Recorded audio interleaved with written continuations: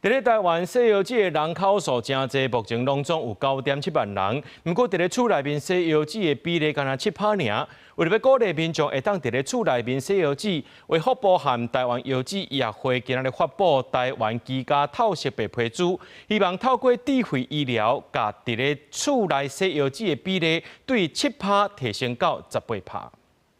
旧年马太红溪崩沙湖桥长期对需要去便宜洗药剂的时代来讲，是一段坎坷的路。国内风台、地动、天灾不时拢有。为着要解决医疗问题，政府对2023年开始推动伫咧厝的洗药剂的政策。目前伫咧厝的洗药剂的方式有2种，第一种就是洗巴肚，第二种就是伫咧厝的洗血。国人的自我的照顾能力也逐渐的提升，再加上科技的协助，现在在居家都可以搭配这个远距的设备，得到更好的协助。台湾逐冬拢有超过9万人洗药剂，不过伫咧厝的洗药剂的比例敢若7%。赖清德政府发话，2035年伫咧厝的洗药剂希望达到18%。卫福部和台湾药剂医学会拜三发布台湾伫咧厝的洗药剂的白皮书，希望透过健保机器和智慧医疗，来提高民众踮厝洗药剂的接受度。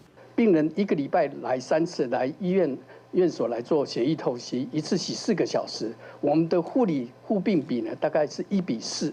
那么，但是如果是腹膜透析是1比30，所以如果我们这个用腹膜透析的话，大概可以节省这个缓解医疗能力大概77%。健保署嘛指出，目前已经编4亿的预算来鼓励病医加强推广踮厝洗药剂的好处，也结合智慧医疗来提升民众踮厝洗药剂的意愿。记者陈亚轩、林旭凯台北报道。